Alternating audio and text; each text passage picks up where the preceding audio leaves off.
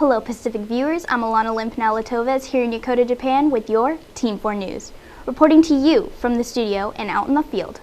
Let's hand it over to Michael Lucero with our first story, where we take you behind the scenes with the active duty military members and the American Forces Network. It is important to love what you do, and for some that may be hard to find.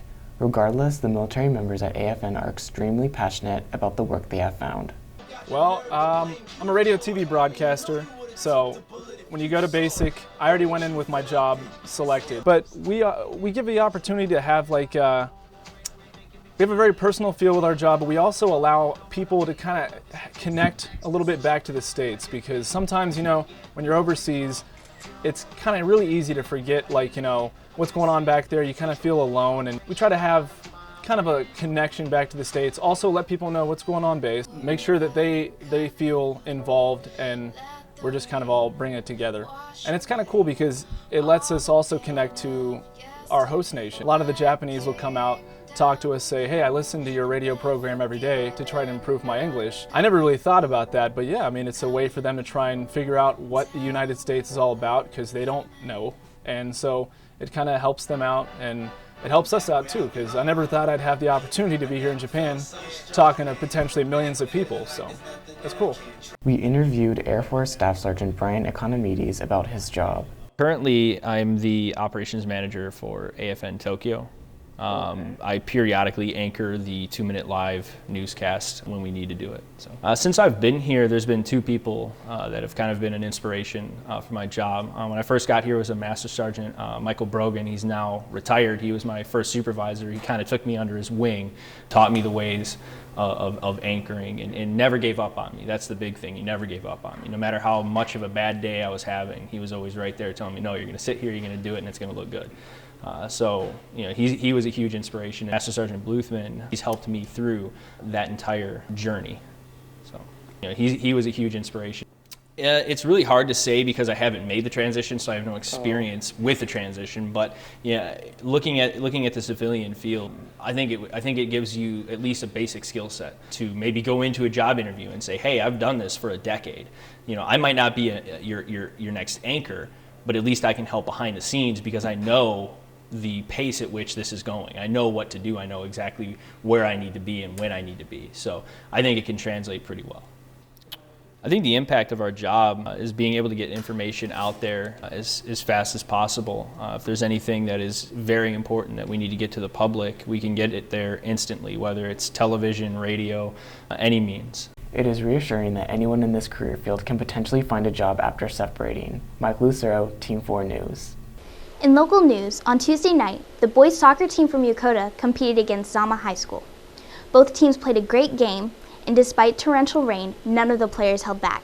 Let's hear more about it with Eric Martinez. The night was cold and the turf was slippery. However, that didn't stop Yokota players, John Crate and Jack Little. It was tough to not be able to get the win, but we played well, and so did Zama.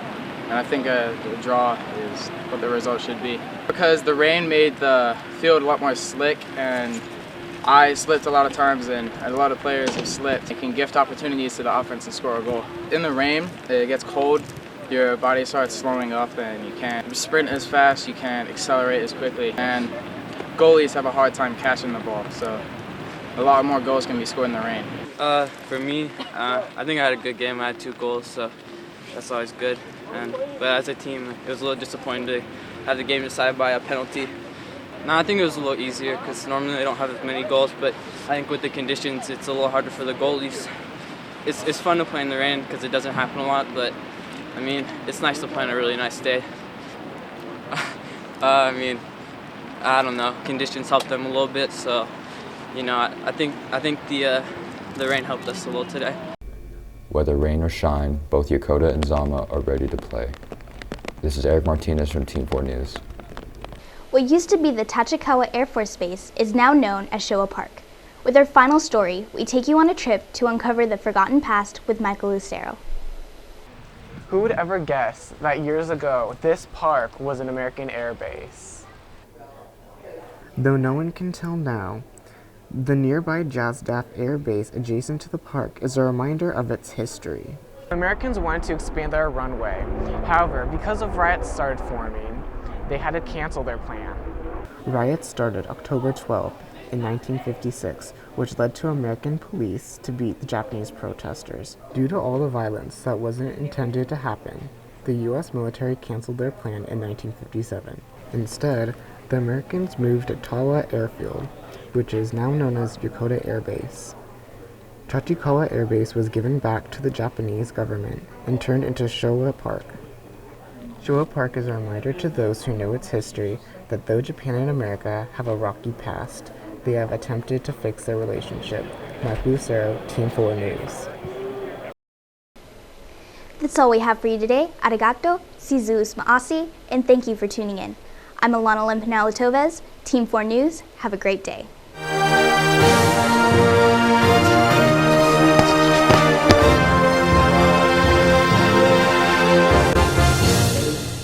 Nine, 10.